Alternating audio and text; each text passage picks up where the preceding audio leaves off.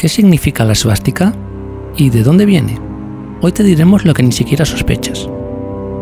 La svástica es un símbolo en forma de cruz con los extremos curvados, cuya base es una cruz equilátera. Por sí misma, la cruz es estática, pero con la svástica es dinámica y simboliza el movimiento. Muestra que todo en el mundo es cíclico y expresa el ciclo natural. La svástica puede indicar un giro a la derecha o a la izquierda. Por su naturaleza, la svástica no solo es el símbolo más popular, sino también el símbolo gráfico más antiguo. Muchos pueblos antiguos lo dibujaban en sus ropas, armas, artículos para el hogar e incluso decoraron con él sus casas e iglesias.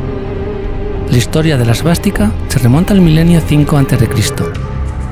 En nuestro tiempo, este símbolo fue descubierto por primera vez en el territorio de Irak. Los científicos han encontrado que durante la cultura de Urales sur-Andrónovo, la svástica se utilizaba como decoración en cerámica. También, el símbolo dejó su rastro en la cultura prearia, en la cuenca del río Indo y la antigua China alrededor del año 2000 a.C. E incluso la conocida Troya tiene una relación con la svástica. Henry Schliemann encontró la confirmación de eso durante sus excavaciones. Encontramos este símbolo en diferentes tiempos y en diferentes culturas. En Egipto, en India y en el periodo celta, donde se representan los altares y se utilizan los rituales religiosos. La svástica tiene un significado único e interesante.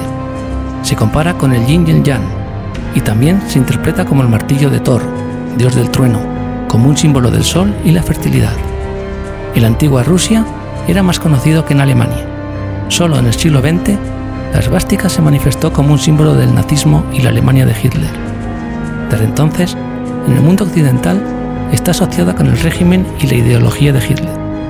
En nuestros días, la svástica se utiliza en los símbolos oficiales de muchas organizaciones políticas. El canal Esta es la respuesta. Solo los hechos más interesantes en un formato disponible. ¡Suscríbete!